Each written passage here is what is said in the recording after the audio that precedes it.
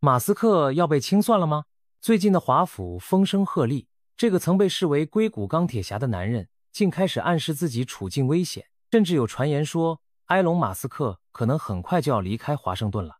这剧情听着像电影桥段，科技大佬卷入权力漩涡，被逼到差点跑路，究竟发生了什么，让马斯克发出如此信号？我们不妨从头说起。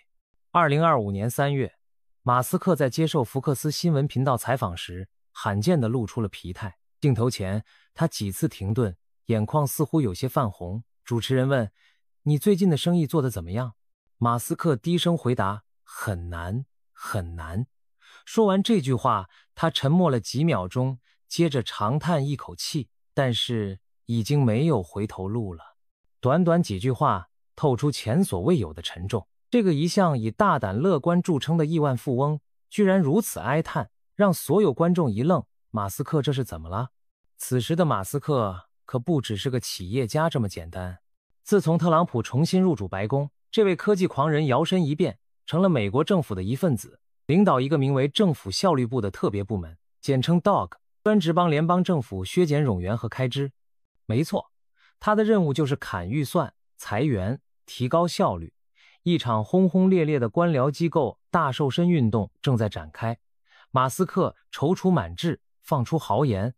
，130天内削减1万亿美元开支，意思是要在2025年5月底前把联邦年度赤字砍掉一半。这话一出，支持者欢呼，终于有人要对臃肿的政府开刀了。反对者则怒不可遏，这个外来的富豪凭什么动我们的奶酪？于是过去几个月里，马斯克几乎每天都在刀尖上行走。他通过社交媒体 X 频频曝光联邦体系的种种浪费现象，一副要来场大扫除的架势。有一次，他在 X 上抛出一份惊人的数据：美国社保系统的数据库里登记着上千万名超过100岁的老寿星，其中竟然有几百万人年龄显示为130多岁，甚至记录着一位超过360岁的健在公民。马斯克讽刺道：“这些人的死亡状态标记居然是 false。”未死亡。也许暮光之城是真的，美国有很多吸血鬼在领社会保障金。一句玩笑把社保管理部门嘲讽了个遍，暗指有人冒领福利，监守自盗。这种揭丑式的爆料怎能不给人树敌？当局尴尬，民众哗然，官僚体系里不知多少人对此咬牙切齿。马斯克的帖子有趣吗？有，但对某些既得利益者来说，这可一点不好笑。马斯克自己也意识到了风险，他甚至公开转发过一条网上号召干掉马斯克的可怕言论，以示警惕。面对这样的死亡威胁，他表面上淡定自若，却已在私下做好了最坏打算，立下遗嘱。他直言，已经指定了一位神秘的继承人来接管自己的企业，绝不会把股份留给孩子，因为那是巨大的错误。这个劲爆的透露震惊了很多人。难道马斯克觉得自己随时可能遭遇不测，所以提前安排后事？这无疑给遭清算的传闻火上浇油。其实，马斯克与美国政府监管机构之间的紧张关系并不是一天两天了。回顾过去，这位特立独行的富豪早就和体制有过多次碰撞。他曾因为在推特上发出一句玩笑话，考虑以420美元的股价将特斯拉私有化，结果不仅罚款，还差点丢了特斯拉董事长的位置。他也多次公开批评政府政策，从加州的防疫封锁到拜登政府对电动车产业的冷落，都让他很不爽。拜登当总统时举办电动车峰会，故意不邀请特斯拉，马斯克气得直呼荒谬，嘲讽拜登是被工会牵着走的傀儡。可以说，民主党那一派对马斯克早有看法，觉得他是个难以管束的不安定因素。更令自由派不满的是，马斯克后来索性公开表示将把选票投给共和党，怒斥觉醒左派思潮让民主党变质分裂。这番表态无疑让他彻底站到了民主党支持者的对立面。然而到了特朗普时代，剧情急转直下。特朗普欣赏马斯克的商业才华，把他拉进政府核心圈，希望用企业家的办法来治理政府。马斯克也乐得有机会大展拳脚，实现他精简官僚机构的理想。但要触动华盛顿盘根错节的利益网，谈何容易？联邦政府许多职位都是世代相传的铁饭碗，如今因为马斯克的效率革命，好日子到头了，相关人士自然对他恨之入骨。有媒体戏称，马斯克这是捅了马蜂窝，华盛顿所谓的深层政府，那些隐藏在幕后的既得利益集团恐怕正磨刀霍霍，准备教训他。华府的紧张氛围日渐升级。3月中旬，白宫甚至特地澄清，马斯克不是内阁部长，强调他并非正式官员。有人解读，这是特朗普政府在和马斯克切割关系，生怕惹火烧身。也有人认为，这其实是在保护马斯克，避免他成为众矢之的。不管真相如何，这条消息本身就显得耐人寻味。与此同时，各种跟马斯克对着干的势力也纷纷冒头，科学界的不满声音尤为响亮。因为削减开支，很多科研项目的经费被砍，美国顶尖科学家们集体抗议，甚至走上街头为科研拨款请命，高举标语抵制马斯克式砍刀。在波士顿和旧金山等地，研究人员聚集游行，呼喊着不要扼杀科学的口号，抗议政府效率部对科研的重创。在他们眼里，马斯克拿着手术刀切预算，更像拿着斧头在砍未来。环保人士也很不满，马斯克的 SpaceX 火箭试验多次引发环境争议，上一次星舰试飞炸得漫天碎片，结果惹来环保团体的诉讼，联邦航空局也对 SpaceX 祭出更严格的审查。不过如今马斯克身居高位，更有底气无视反对声音推动他的太空计划，还有安全机构对他也是五味杂陈。一方面，马斯克曝光的社交媒体与政府勾连黑料曾让情报界难堪，另一方面，中央情报局局长又邀请他到访 CIA 总部，讨论提高政府效率的问题，一边提防他，一边又离不开他。这大概就是华盛顿对马斯克矛盾心理的写照。马斯克在政坛上搅动风云，他的商业版图也在承受巨大的压力，可以说他如今是政商两线作战，腹背受敌。先来看特斯拉，这个曾经风光无限的电动车龙头，如今成了某些人攻击马斯克的直接靶子。自从马斯克高调介入政治斗争，特斯拉在美国本土接连遭遇离奇的破坏事件，各地都有极端分子砸特斯拉店面，烧毁充电站，甚至朝展示车开枪。西雅图一处停车场里，几辆特斯拉被烧成了空壳。南卡罗来纳有愤怒的人用燃烧瓶炸毁超级充电桩，还在墙上喷涂辱骂马斯克和特朗普的标语。就连平日安静的麻州小镇也发生了特斯拉充电桩被纵火的案件。同时，一些城市的特斯拉门店外爆发示威活动，人们举着马斯克必须下台的牌子高喊口号，仿佛马斯克已经不只是商人，而变成了引发民愤的政客。这些冲击事件吓坏了很多特斯拉车主和投资人，谁能想到如今连开辆特斯拉都有可能被卷进政治漩涡。特斯拉的股价更是在风雨中一路下跌，到3月时比去年12月的高点腰斩了一半。马斯克的个人身家也跟着大幅缩水，曾经的世界首富如今财富蒸发，让他自己都苦笑，钱没了一半。在海外市场，特斯拉同样麻烦缠身。由于特朗普政府挑起新的贸易争端，欧洲等地对美国产品的反制关税让特斯拉首当其冲，销量数字冷冰冰地摆在眼前。2月份，特斯拉在瑞典、挪威、丹麦、法国的汽车销量同比暴跌，市场份额直降。再加上马斯克爱在网上对别国事务指手画脚，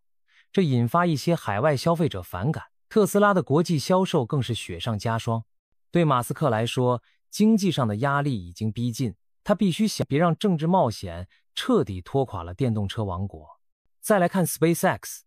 表面上 SpaceX 在2025年迎来了高光时刻， NASA 和五角大楼的订单源源不断，星舰重型火箭的新一轮测试发射举世瞩目。但人们没忘记上一次试飞时，火箭在空中爆炸，碎片四散的场景仍历历在目。那次事故不仅令 SpaceX 蒙受损失，还让一些官员对马斯克心怀不满。要知道 SpaceX 的火箭发射许可和 NASA 合作项目都握在政府手中，万一政坛斗争波及这些事务， SpaceX 前进的步伐就可能被绊上一脚。此外， SpaceX 旗下的星链卫星网络在俄乌战争中发挥关键作用，却也因此卷入地缘政治纷争。去年，马斯克因拒绝让星链用于乌克兰对克里米亚的进攻而遭到批评。美国军方有人质疑，如此重要的通信命脉由私人掌控是否可靠？这一切都让马斯克承受着无形压力。一边是公司业务要发展，一边是政坛有人在盯着他。最后来看 X， 自从马斯克接手以来， X 经历了剧烈震荡，大规模裁员，松绑言论管制，付费认证风波，一个接一个的折腾的用户和广告商怨声载道。虽然马斯克宣称让推特重获自由，但不少人认为平台上的仇恨言论和假消息反而更加泛滥。欧洲联盟已经警告 X 必须遵守内容审核法规，否则将面临巨额罚款。美国联邦贸易委员会也在调查 X 是否违反用户隐私保护协议，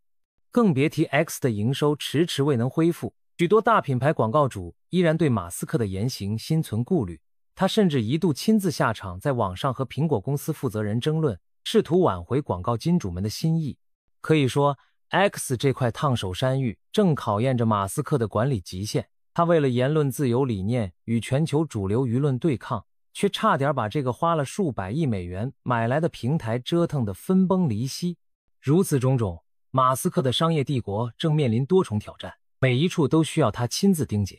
但他却把大量精力投入了华盛顿的政治冒险。支持者担心他分身乏术，超级英雄过劳，最终会顾此失彼；反对者则幸灾乐祸，巴不得他的公司出乱子，好让他出丑。马斯克站在聚光灯下，身后每一家企业都像踩在钢丝上摇摇欲坠，难怪他在采访中会长叹很难，任谁背负如此重担，恐怕压力山大吧。马斯克深陷困境，坊间关于他将被清算的传闻愈演愈烈，这情节实在太刺激，难免催生各种脑洞大开的猜想。接下来不妨看看几种流传甚广的说法，有的荒诞离谱，有的似乎还有几分道理。有人笃信马斯克已经成了某些美国黑暗势力的头号猎杀目标，这些人所谓的黑暗势力指的就是华盛顿盘根错节的既得利益集团，或者干脆说是所谓的深层政府。在这种阴谋论叙事里，马斯克的效率革命触犯了太多人的利益，那些被裁撤的官员、失去合同的承包商，甚至某些政客财团都恨不得除之而后快。他们可能会联合起来，通过媒体抹黑、司法调查，甚至不惜采用更极端的手段，让马斯克身败名裂，甚至遭遇意外。毕竟美国历史上不乏大人物突然意外的案例，有人甚至联想起肯尼迪、马丁·路德·金那样的悲剧，仿佛只要触动了旧势力，就难免招来毒手。相信这种说法的人，看着马斯克频频收到死亡威胁，觉得这绝非几个极端网友所为，而像是某个笼罩在暗处的庞大阴影下的协调动作。马斯克接的牢底越狠，他们越担心他活不长。听起来是不是很像谍战电影的情节？然而在互联网上，不少马斯克的铁杆粉丝就坚信这一套，他们把偶像视作与邪恶权势对抗的英雄，甚至自发组成网络护卫队，留意任何针对马斯克的不寻常动向。这种剧情未必真实，但反映出相当一部分人对美国体制的不信任，以至于相信马斯克真的会被做掉。另一种传闻则从特朗普和马斯克的关系入手，脑补出一出弃卒保车的好戏。根据这种说法，特朗普让马斯克出面砍预算，其实是把他推到台前当刀斧手和挡箭牌，一旦削减开支引发过大反弹，特朗普可以随时切割，把责任都推到马斯克身上，然后悄悄让他走人。最近白宫声明马斯克非内阁成员，在阴谋论者眼中正是这样的迹象。等局势不妙，特朗普一句他又不是真正的官员，就能把自己撇清，让马斯克承担所有骂名下台。最终政府收获了降本增效的好处，而马斯克则被清算出局，成了政治牺牲品。这种猜测者甚至断言，马斯克最近表现焦虑，就是意识到自己被利用，随时可能被踢开。他们把马斯克采访时差点落泪解读为心寒和委屈，觉得他替人卖命却落得众叛亲离，不禁心生凉意。这种剧情听起来阴谋味十足，特朗普和马斯克真会如此貌合神离吗？现实中，两人目前似乎仍在合作，共同对付那些反对派。不过政治世界没有永远的朋友，只有永恒的利益，这一点让这种弃族阴谋论听上去也并非全无可能。至少他道出了马斯克一个尴尬之处，他并非民选官员，无论功过都不掌握真正的政治筹码，随时可能被政治玩家抛弃。也有一种分析认为，马斯克或许自己也在考虑抽身退场，金蝉脱壳。支持这种说法的人觉得，马斯克毕竟是商人，不是真正的政治家，他下水参政原本就是权宜之计，一旦发现继续待在华府弊大于利，他完全可能主动抽身离开，以保存实力。最近种种遭清算风波，在他们看来，也许正是马斯克为离场做的舆论铺垫，比如他高调谈遗嘱、提接班人，让大家意识到他有生命危险；再比如他感叹改革困难，暗示受威胁，让支持者对他心生同情。等时机一到，他就可以宣布：我遭到了太多攻击，为了不拖累政府，我选择离开华盛顿。这样既塑造了自己英勇赴难的形象，又避免继续卷入险境，可谓全身而退。这套说辞听起来头头是道，但问题在于，马斯克的性格真会如此隐忍退让吗？要知道，他可从不是知难而退的人，让这样一个好强的人主动认输走人，多少有点违和。或许只有当他的企业遭受致命威胁时，他才可能不得不放弃政治冒险吧。还有更加异想天开的猜测，既然美国容不下马斯克，他干脆远走他乡另谋发展。有人半开玩笑地说，马斯克不是和中国关系不错吗？要不干脆来中国得了。马斯克多次访华时都受到高规格接待，他也称赞中国发展迅速，员工勤奋。如果美国的政治斗争让他心灰意冷，选择一个对企业更友好的环境继续创业，并非完全不可想象。除了中国，也有人提到他出生的南非，或者拥有国籍的加拿大，也许他会回归故土。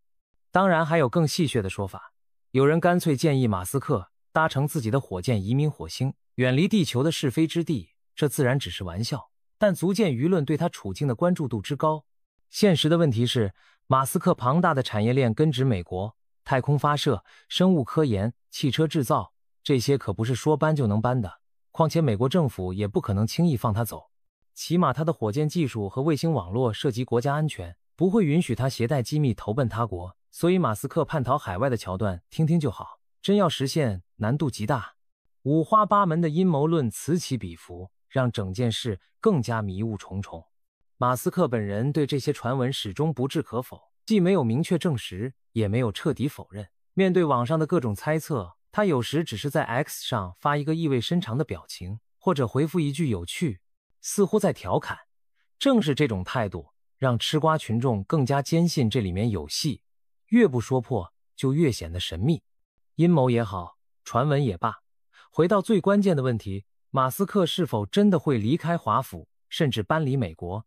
这关系到他本人未来的走向，也关系到美国政治和科技版图的变化。首先可以确定的是，马斯克绝非胆小之辈，以往面对压力，他的反应往往是不退反进。特斯拉被做空时，他加码投入，最终让空头爆仓。SpaceX 遇到重大失败，他也是连夜召集工程师解决问题，坚持下一次发射。他的人生信条似乎就是迎难而上，怎么可能轻易逃跑？因此，如果没有迫不得已的情况，马斯克不太可能灰溜溜地退出华盛顿舞台。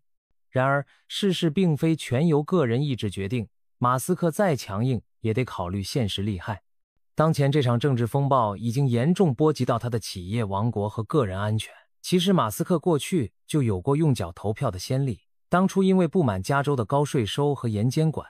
他毅然将特斯拉总部从加州搬迁至德州，这表明只要认定环境不利，他敢于果断撤离。如今华府风雨飘摇，如果继续待下去的代价太高，他未必不会再次做出类似选择。如果事态继续恶化，他坚持留在华府，可能对特斯拉和 SpaceX 造成无法弥补的损害。到那时，他或许会痛下决心做出取舍。毕竟相比参与政治改革，他对自己的公司和事业显然更上心。真要在两者间二选一，马斯克很可能优先保全后者。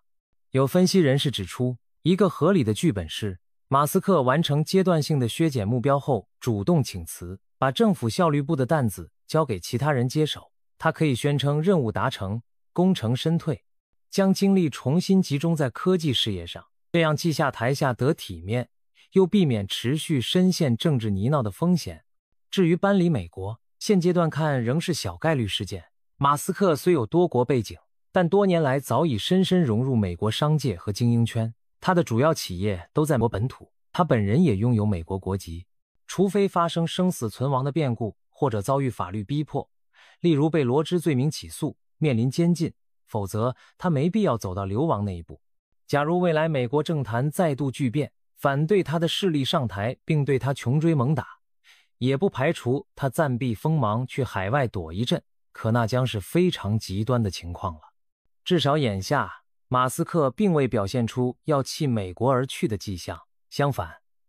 他还在积极活动。3月末，他受邀造访了中情局，与情报高官探讨效率问题。他显然依然在体制内斡旋，寻求在确保改革推进的同时，也保证自身安全和影响力。马斯克这场进退两难的遭遇，折射出当前政治界与科技界的一场深层角力。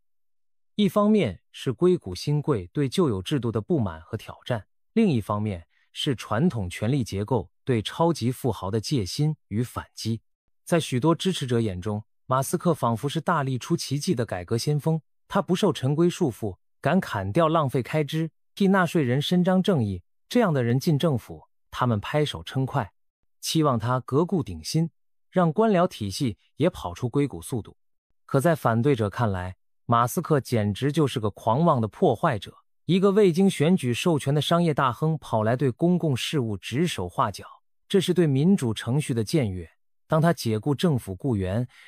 削减社保福利时，更被视作冷酷无情、罔顾社会价值、只会精算数字的企业独裁者。这背后其实是美国社会高度撕裂的缩影，左翼与右翼、精英与民粹、技术革新者与体制维护者等各种矛盾都在马斯克身上集中爆发。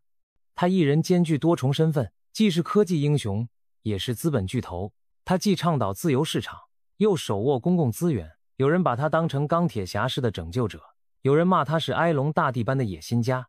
在社交媒体上，对马斯克的评价也是两极分化，支持者奉他为改变世界的英雄，处处为他说话；反对者视他为危险的恶棍，甚至发起了抵制特斯拉 SpaceX 的运动。所以当他卷入政治斗争时，自然成为双方争夺的焦点。挺他的人觉得不能让官僚势力扼杀创新，反对他的人担心商人专权破坏规范，双方你来我往，把一场本该理性讨论政府改革的过程，硬是搞成了一出情节跌宕的连续剧。马斯克的故事还揭示了科技巨头与政府间越来越复杂的博弈关系。今天的科技公司影响力之大，甚至可以左右舆论，参与战争，支撑关键基础设施。政府既需要依赖这些创新力量，却又害怕他们难以控制。